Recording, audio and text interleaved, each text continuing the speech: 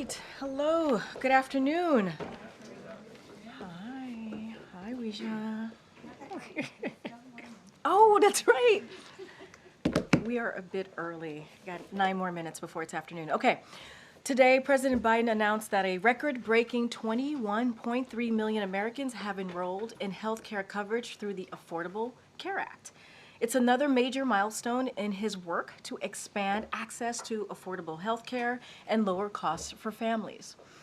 Not only do more Americans have health care coverage than ever before, but thanks to the Inflation Reduction Act, which every single Republican in Congress voted against, this president has capped the cost of insulin to $35 for seniors, allowed Medicare to negotiate lower prescription drug prices for the first time ever, and has saved millions of Americans an average of $800 per month on their health care insurance. The American people have made it clear they don't want the Affordable Care Act weakened and or repealed. They want it strengthened and protected. President Biden will continue to fight to bring down health care costs and prescription drug costs as well. With that, we have the Admiral in the briefing room today who's going to give us a little bit of an update on travel to Africa and also an update on the latest on the Middle East. Okay, Admiral. Afternoon, everybody. So, yeah, I do have a little bit of a Yeah, good morning. I wasn't paying attention, clearly. I do have a little bit of a grab bag of stuff to get through, and I'll promise I'll try to do as quickly as I can.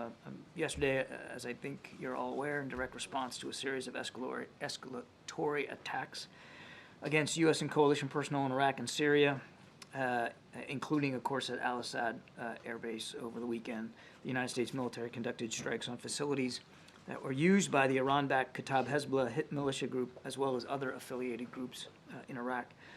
Initial reports that we're getting indicate that we had effective results on all 3 targets. 2 headquarters buildings and an intelligence facility were destroyed. I want to emphasize that these actions were taken in self-defense following, of course, the attack on our forces in Iraq, and certainly consistent with international and domestic law.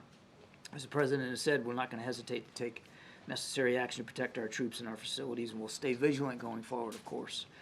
Separately, I'm also sure that you saw yesterday a joint statement from 24 countries expressing support for the action that the United States and our United Kingdom Armed Forces, with support from Australia, Bahrain, Canada, Netherlands, took against the Houthis on Monday. I think it's notable that more and more countries now wanted to show that they condemn Houthis' indiscriminate and unlawful attacks on international commerce, and that they support the actions that we and our partners are taking. Now, as you may have seen, several cabinet and senior administration leaders are engaging with countries across the African continent this week, building on our commitment to accelerate U.S.-Africa partnership opportunities following the Africa Leaders Summit last year. And just run through quickly, if I can, just to kind of give you a sense of the scope. Secretary Blinken, of course, is traveling to Cabo Verde, the Ivory Coast, Nigeria, and Angola this week. U.S. Ambassador to the United Nations Linda Thomas-Greenfield is visiting Guinea-Bissau, Liberia, Sierra Leone. U.S. International Development Finance Corporation CEO Scott Nathan led a presidential delegation to attend the inauguration of the DRC President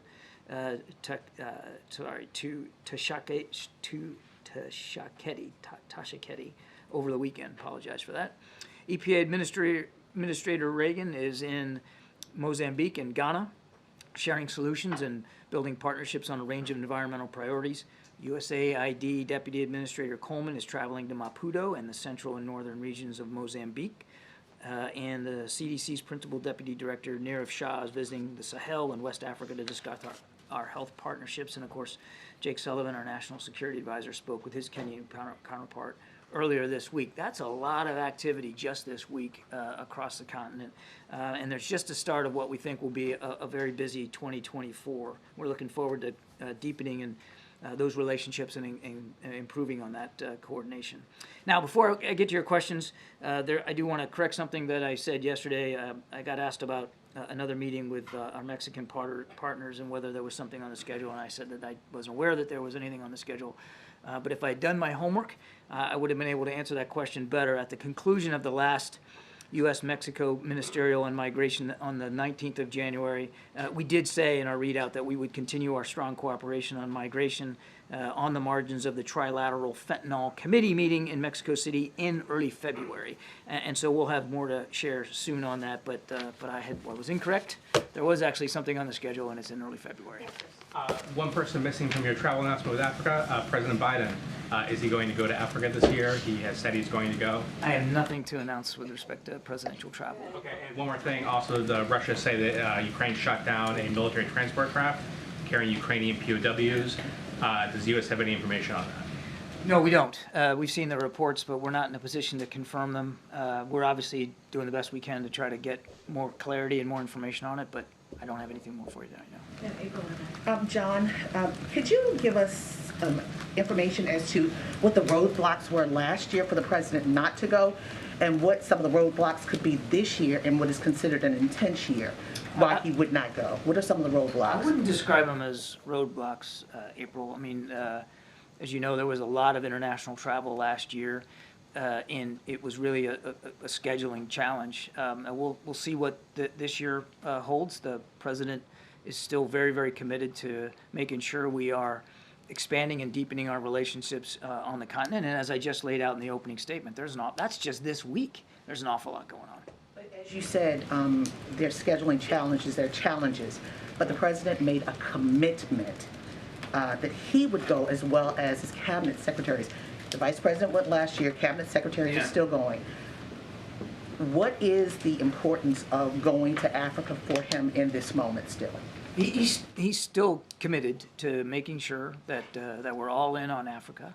And again, I don't have travel to speak to now, April, but I can assure you that the president's very, very committed to deepening the relationships we have on the continent and to furthering all the lines of effort that we agreed to in the Africa Leaders Summit. That's why so many administration officials are visiting right now. So what are the positives that have come out of all the administration officials going and not him thus far? There's an awful lot of good work being done here, and I just kind of laid out for you briefly who's going and what they're and why they're going and what they're trying to get done. And all of these visits, all of these discussions, very much build on the Africa Leaders Summit and the things that we committed to doing economically, diplomatically, socially, and even in some ways from a security perspective. So I think we'll have good, I think, a sense once these trips are over and these principals come back on what kind of progress they made, and we'll just continue to work at it.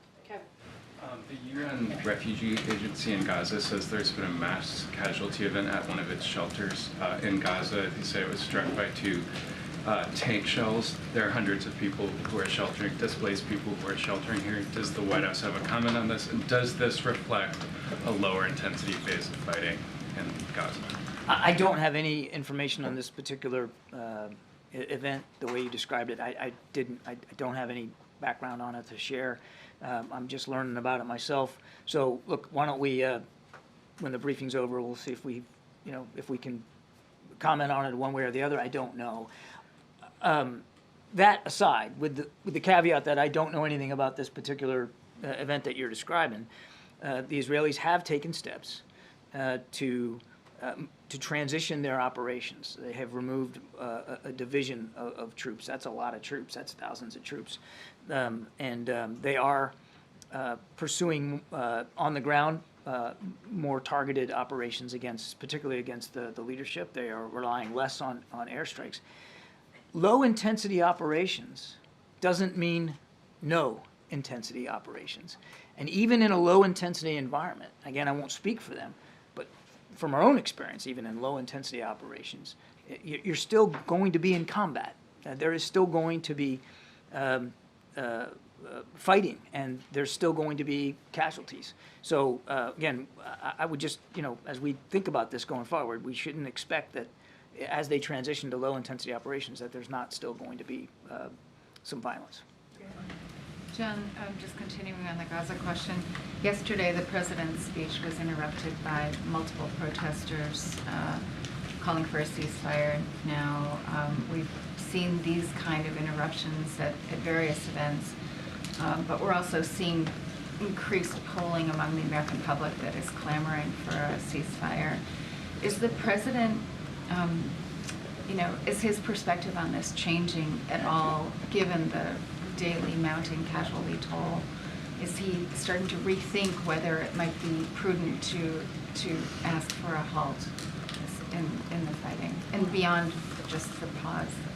I would remind that since a very early going in this conflict, we have been urging our Israeli counterparts to be careful and precise. We have talked about the civilian casualties and how we don't want to see any more. We have urged them to take different actions, and they have responded to that advice and counsel. He understands that there are strong feelings here on all sides, as you would expect. I mean, he's been doing this a long, long time. He also believes it's really important that Israel have the right and the ability to continue to defend themselves against what is clearly still a viable threat from Hamas.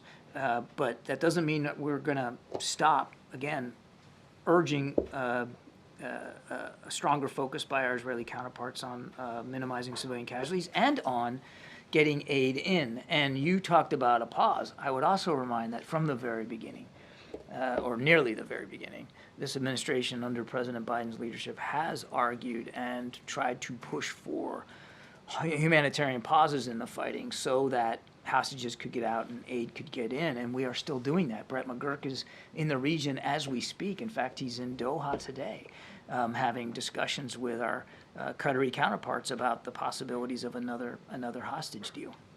Can I just follow up, I'm sorry, on that? So the president has been pushing for pauses. You've been talking here from the podium about pauses. The Israelis today have again sort of ruled out a Gaza ceasefire. They've said that there were pauses for humanitarian purposes, those that have been breached by Hamas. We're hearing out of the region that there's movement towards something like a 1-month pause. Can you give us an update on that? And then, whether that is, whether there's any additional language that would come as part of that about a further, like a more permanent solution. Yeah, I don't have any additional context to provide today. We talked about this a little bit yesterday. As I said, Brett's in the region right now, and while he's having lots of conversations on lots of issues, this is certainly top of his agenda, and he's in Doha, as I said today. I don't want to get ahead of those discussions, except to repeat what I said yesterday, which is these are very sober and serious discussions we're having, and we certainly want to see another humanitarian pause put in place so that we can, again, get aid in and get people out. But how close we are to that and what the parameters of that are going to look like, how many days, and that's all part of the discussions we're having right now, and it would not be appropriate for me to try to speculate on where that's going right now. We sadly don't have too much time. Thank you, Admiral. Sergei Lavrov, he's calling for an emergency UN Council meeting over the plane crash. Just want to get your reaction to that, and if there could be any truth to the Russian version of events, if the U.S. believes there were Ukrainian prisoners of war on that plane. Again, we just don't have enough information to comment on this plane crash. We've seen the reports of it. We're trying to get more information, but it would be imprudent for me to speculate beyond that. I just don't know the veracity of these reports. The Ukrainians are claiming one thing, the Russians are claiming another, and we just don't know enough to comment on it. And Iran's foreign minister told ABC News yesterday that he believes the risks of a wider war in the region is going up. He's blaming the U.S. for it, says that if the U.S. stopped providing aid, then Netanyahu wouldn't survive for 10 minutes. Wanted to get your reaction on that.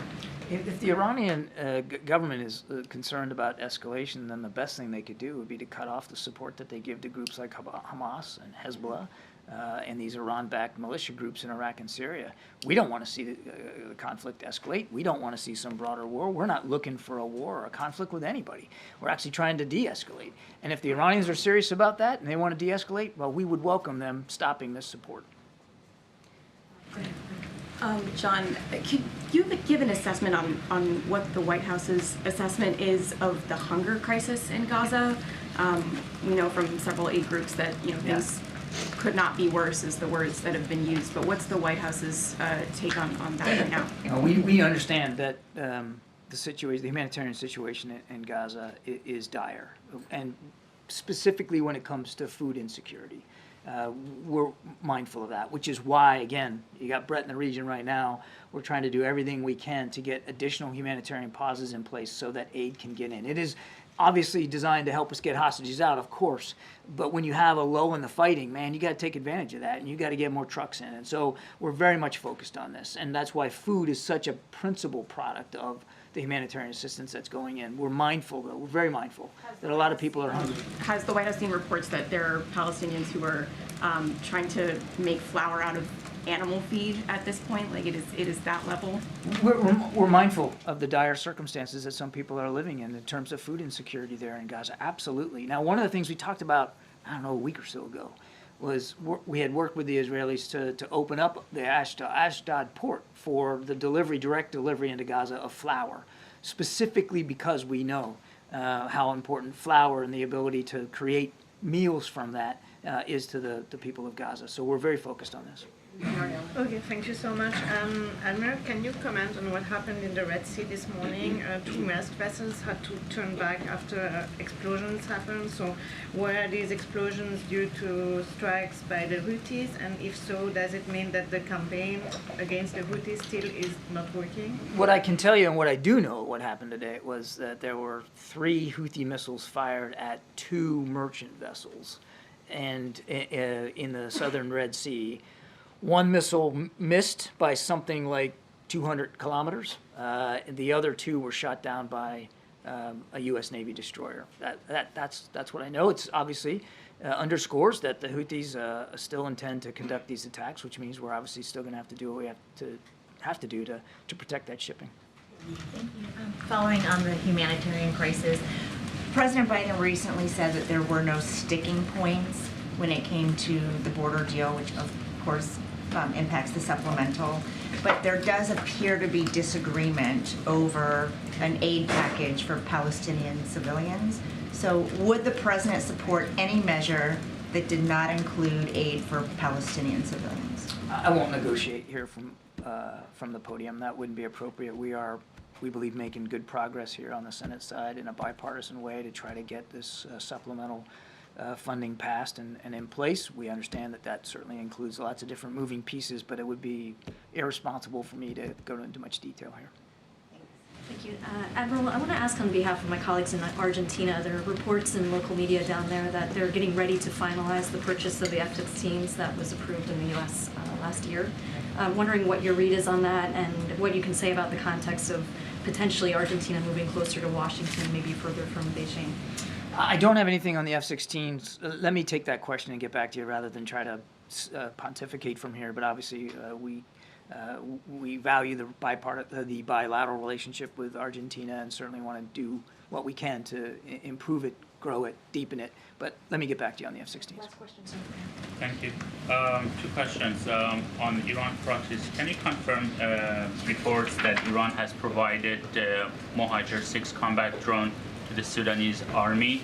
And secondly, why is there a double standard when it comes to the administration dealing with the Iranian proxies in the region? On one hand, U.S. backs Israel annihilating Hamas, but only launches operation which seeks degrading Houthis and Iranian-backed groups in Iraq. I'm not sure I understand the premise of the second question. There's no double standard here. We're acting in self-defense in both cases. The strikes against the Iran-backed groups in Iraq yesterday were designed to prevent them from continuing to attack our troops, self-defense. And the same thing goes for the attacks against the Houthis, whether it's ashore or knocking their stuff out of the sky when it's on the way to these ships like we did this morning. It's about self-defense. There's no double standard here. And I didn't understand your first question. What was the...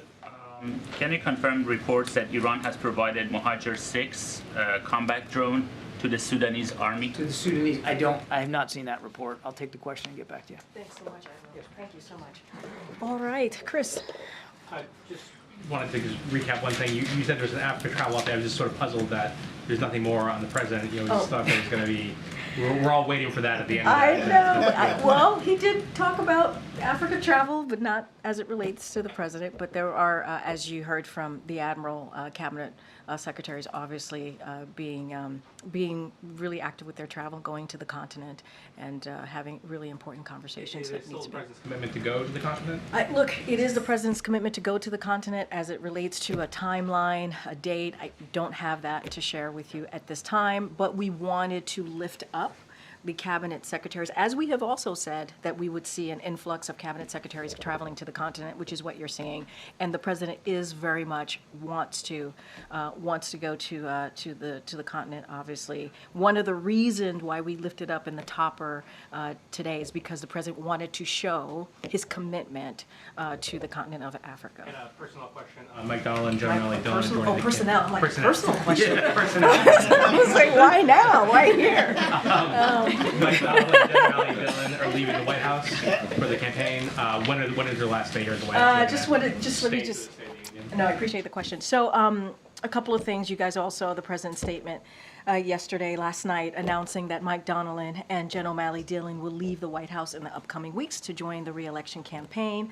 Like the president said, they have served with dedication and purpose as we have delivered on a historic recovery, and he is thankful to Mike and Jen both for their service in the White House these past 3 years. Both are trusted advisors to the president, as you all know, who have deep experience and played important roles in the historic successes he has delivered for the American people, ranging from building an economy that works from the bottom up, middle out, not the top down, standing up for our basic freedoms as Americans, or protecting our democracy from unprecedented threats. And on a personal note, I will say this personally, I've known Jen O'Malley Dillon for some time, and she has been an excellent colleague. Mike Donilon has become a friend over the last 3 years, and we are very sad to lose them. As it relates to a timeline, it's going to be in the upcoming weeks. I just don't have a timeline to share at this time.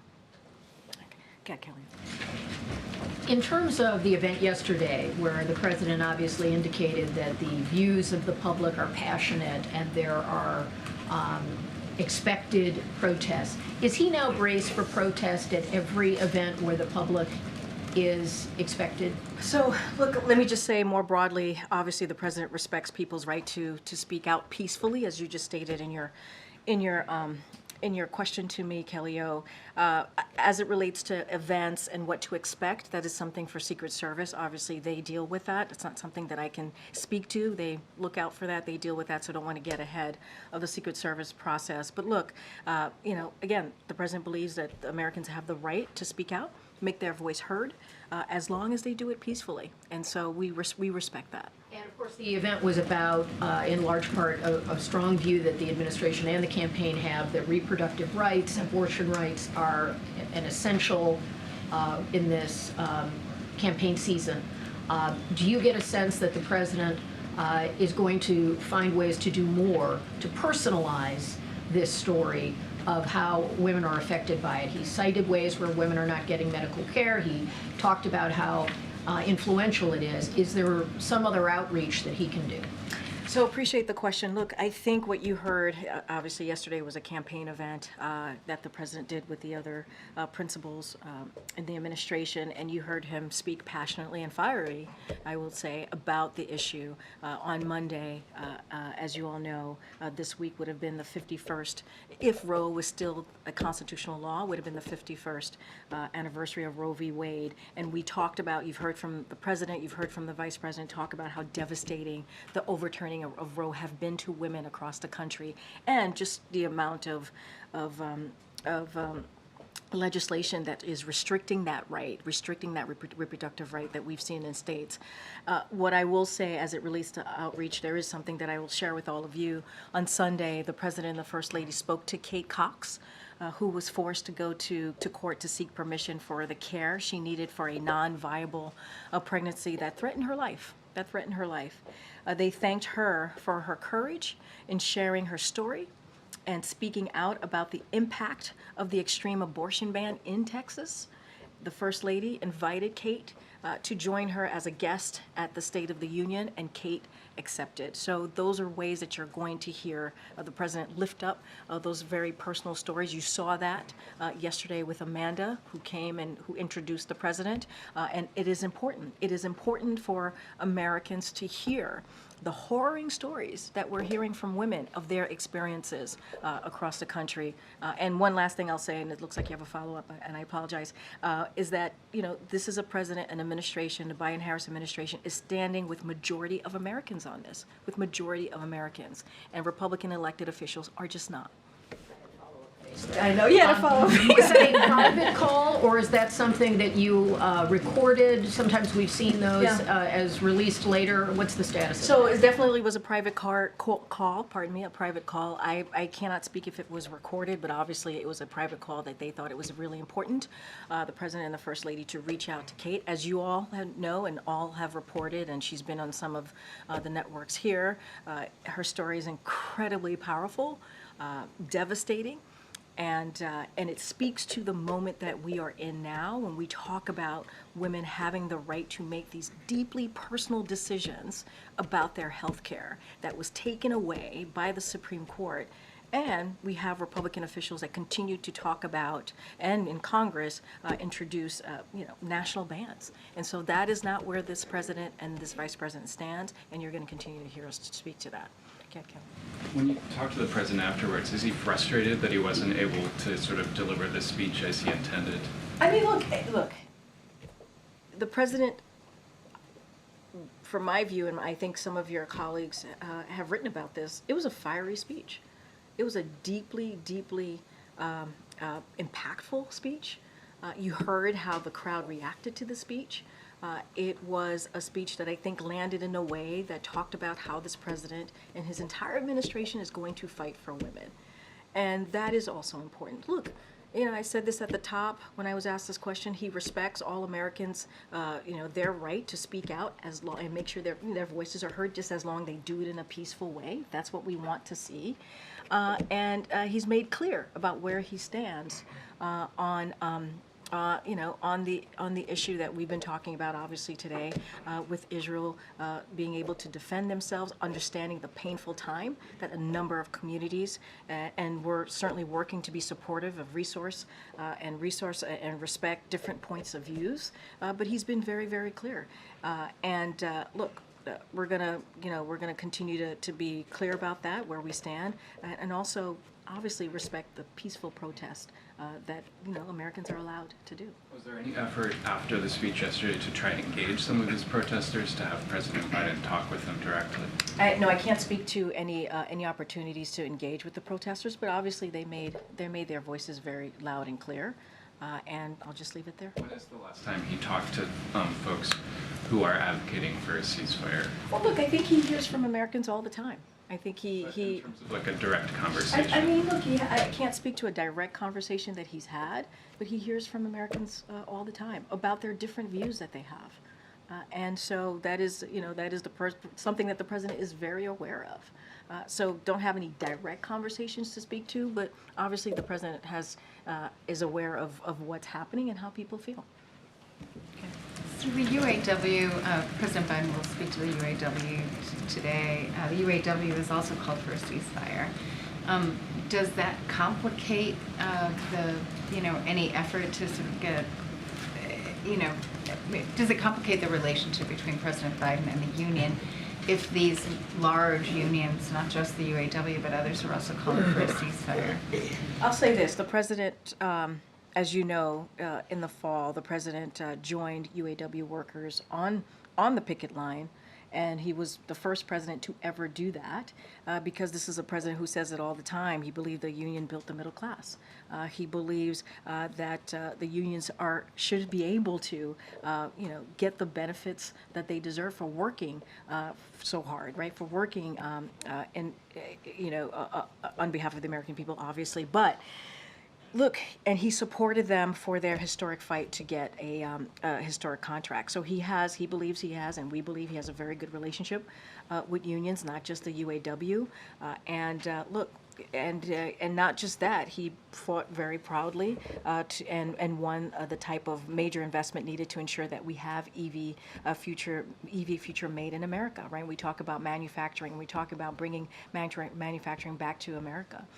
And that is something that he has been very proud about. And so he's been a union guy for a very long time. He will continue to do that. He's going to go and speak to UAW. Obviously, he has a good relationship with UAW if he's going to go do that. And he proudly stood next to union workers, as I stated in the fall, on the picket line, something that no other president has done. Okay. And I'll come to that. Thanks, Karine. the Boeing CEO is being scrutinized on Capitol Hill today. What has been the president's reaction to the ongoing safety concerns? And is there any message from the White House to reassure American travelers?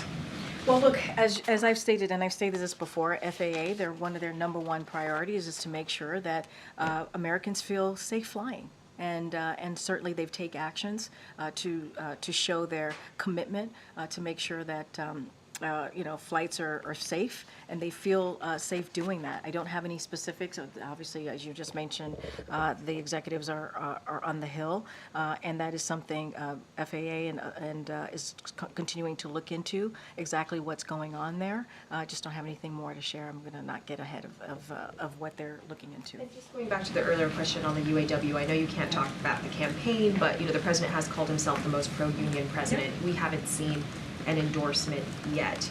Could you just talk a bit about what the president's message is going to be and your views on whether or not he's going to clinch that endorsement soon? And not just the president has called himself the most pro-union president, other unions have called him the most pro-union president, so I just want to make that clear. I cannot speak to endorsements from here. That is something that the campaign would have to speak to. Again, the president was very proud to join union members at the picket line early this fall. He has fought for union members throughout, not just the last 3 years, but throughout his career, and that's something that he's going to continue to do. I'm just not going to speak to any endorsements from here. Go ahead, John.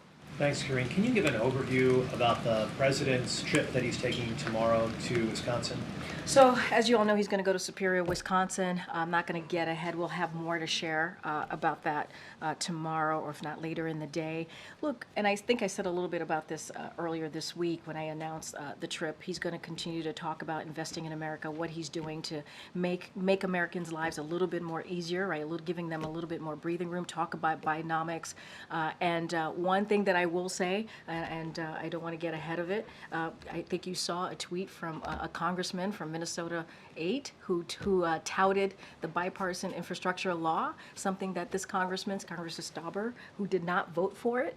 And what's interesting is it was a bipartisan piece of legislation. Obviously, we were thankful to Republicans who did work with the president to put forth this bipartisan infrastructure law and voted for it and pushed for it. But there are some Republicans who didn't, and they see the benefits of this particular law and now are touting it, but didn't vote for it, did not vote for it at all. So the president's going to go to Superior, Wisconsin. He'll have more to say. I'm not going to get ahead of him. Do you suppose the president will call out that congressman in particular while he's on the ground there? We'll see. I mean, I called him out, and we called him out on X now, I think it's called. So, we'll continue to be very clear about that. Go ahead, April. Karine, what do you have to say about the confirmation, Senate confirmation this afternoon of the 34th and 35th Black women judges in this administration? What to say about that specifically, the confirmation? Look, this is a president who has been very clear and has stuck to his commitment when he said that he wanted to make sure he had an administration that looked like America, including obviously a judicial system that looked like America. And he's been very proud. He's been very proud of the women that he's been able, the women of color, Black women that he's been able to put forward to get confirmed for some of these judicial appointments. And so, look, you see that in his administration, you see that in his appointments. He wants to make sure that we represent what this country looks like, and he's been very proud of that. In the long term, yeah. What does this administration believe that this will do to reshape the court system in this nation with these appointments? I think it's important that we have this type of representation, and you hear us say this many times. Representation matters, and I think that is important. Make sure we have obviously not just representation, but the women and the men and women that he has been able to appoint to these positions have been incredibly experienced. They've been impressive with their own record. They're more than qualified to have these appointments, and I think that's important too. But I'm drilling down on the Black women at a time when people are walking away from DEI, and this is historic. It is historic. We agree with you, April. It is historic and important. It is historic and important. And let's not forget, this is a commitment that the president said that he would move forward with, right? Making sure we have representation, making sure we have diversity, making sure we have talented, experienced people in these roles. And that's what he's doing. That's what he's doing. Go ahead, Weisha. Thank you, Karine. I have more questions about Boeing. Has the White House been in touch with Boeing? Any, like, personal, like, conversations with executives of Boeing? I don't have any calls or meetings to read out. Okay, so this isn't the first time the FAA and Boeing have been under scrutiny. The 737 MAX was grounded just a few years ago, and you just said that their priority is to make sure people are safe. So did they fail here? I mean, how could we be in this position again? Look, I'm going to start off and say the same thing that I said. Their priority is to make sure that Americans feel safe and that they are safe, and they're going to continue to work toward that goal. And look, certainly everything is being looked into. There's as it was stated by your colleague, there is a hearing happening on the Hill, and we're always going to look into what we can do, and FAA is going to do this, to make sure that we continue that we do everything possible to make sure that they are safe. What's your message to American flyers who might be thinking, well, we can't trust Boeing, we can't trust the FAA to do its oversight part.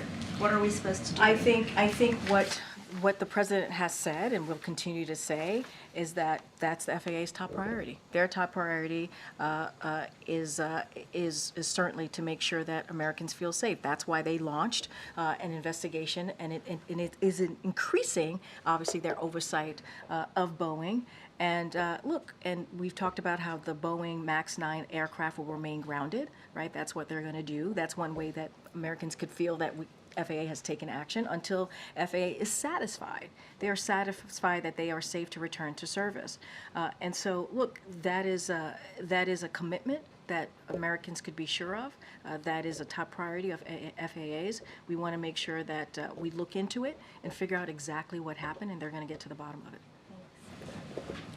Thanks, Karine. Just wanted to get an updated read on inflation impact of the Red Sea attacks. I wonder if the White House has seen anything in the data that you may be concerned about. So we've been asked about this a couple of times. I think the Admiral may have been asked about this yesterday as well. Look, these are things that we're obviously going to continue to monitor. We have not seen any impacts. Our national security team and obviously our economic team are going to continue to keep a close eye on this, on the evolving situation in the Red Sea. The Department of Transportation and the Navy are in close communication with ocean shippers, insurers, industry, and other stakeholders, and we're taking steps to ensure shipping in the Red Sea is unobstructed. So that is something that we're certainly going to continue to monitor and keep an eye on. Okay, go ahead. In the wake of recent job cuts at outlets like the Los Angeles Times, does the administration support legislation like that moving forward in California that would require social media platforms to pay news outlets for their content? And is the administration concerned about the layoffs at the LA Times, Time, and other outlets? Look, we are always going to support the freedom of speech, obviously, and we believe journalists have a really difficult job, right? To make sure that making sure that they are able to report on the facts. And so certainly we're always going to support that. And we've been very clear in not engaging with the Los Angeles Times while they're going through this process. I know they went on strike, so we're very respectful of that as well. As it relates to the legislation, I haven't seen the legislation. I have not spoken to the team here, so I don't want to get ahead of that. Thank you, Karine. This week, Senate Majority Leader Chuck Schumer called for a crackdown on Zyn nicotine pouches, saying that companies seem to set their sights on young kids, teenagers, and even lower, and use social media to hook them. Does the administration believe there should be a crackdown on Zyn? That's something for FDA to speak to. I can't speak to that from here. I've not seen that report, so I would refer you to the FDA specifically. Thank you. There are about 800 gotaways at the border every day, 96,000 since October 1st. Does President Biden want to locate these folks who have disappeared into this country to parts unknown? So here's what I will say is that the president, one of the reasons that the president is having these negotiation procedures or process with the Senate, with both Republicans and Democrat, as I've said many times before, is because we want to deal with what's going on at the border. He's taken this very seriously. He wants to make sure that we come up with a bipartisan agreement, and we are very appreciative for that. But there's also the diplomatic aspect of it, of making sure that we're having conversations with Mexico, and we have had, and we've had productive conversations with them. And DHS is maximizing. They are maximizing its enforcement efforts. And since May 12th, and you've heard me say this as well, DHS has been able to return more than 482,000 individuals who did not have the legal basis to be here. So we're doing what we can, right, at the border. DHS is maximizing their process, doing what they can at the border, but we need help, right? We need Congress to actually act and do their part as well, and we're having those negotiations and we're having those processes. I cannot speak to the 8,000 number you just provided to me. What I can speak to is what we're trying to do on the policy side and the funding side to make sure what the Border Patrol, the law enforcement on the ground, have what they need. Different topic. Is election denying a joke now? What do you mean? You have to say more than just make a random statement. Why did the president say, hello, Virginia, and the real governor, Terry McAuliffe? He was making a joke about Terry. He was making a joke. He was, I mean, if you play it back, it's clearly that the president was making a joke. What's the joke? He was making a joke about McAuliffe's previous term as governor. How are you guys going to convince people, though, that this idea of denying election results is very bad if President Biden is going out and making jokes like this? Okay, he did not deny it. He congratulated Governor Youngkin. Matter of fact, when he won his election, he did it out of the gate. Out of the gate, really, truly. He congratulated the governor, and not only that, we've had opportunities to work closely with the governor over the past couple of years. And, you know, this is a president that works across the aisle. We've seen that many times, and he was making a joke. Go ahead, tell us.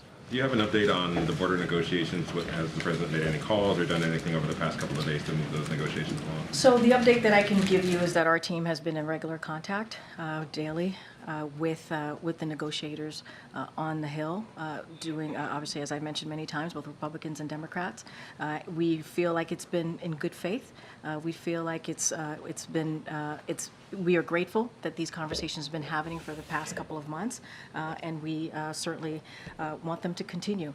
As it relates to the president tends to have conversations with members of Congress because of his long-term relationships with many of them. Don't have anything to read out, but I can say that our team here has been in regular contact, daily contact with the negotiators. There was reportedly a pretty raucous lunch in the GOP Senate conference yesterday.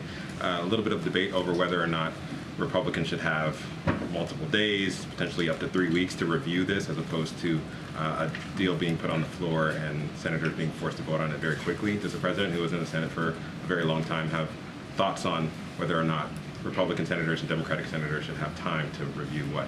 That is something, as it relates to the process and how they're moving forward, the process and the technical and the procedures and all of the things that is related to passing legislation or agreeing on a piece of legislation, that's something for the leadership to speak to. I can't speak to it from here. All right, we have to gather. Let's see. Go ahead, sir. Thanks, Karine. Kirby mentioned those ongoing talks with Mexico about immigration.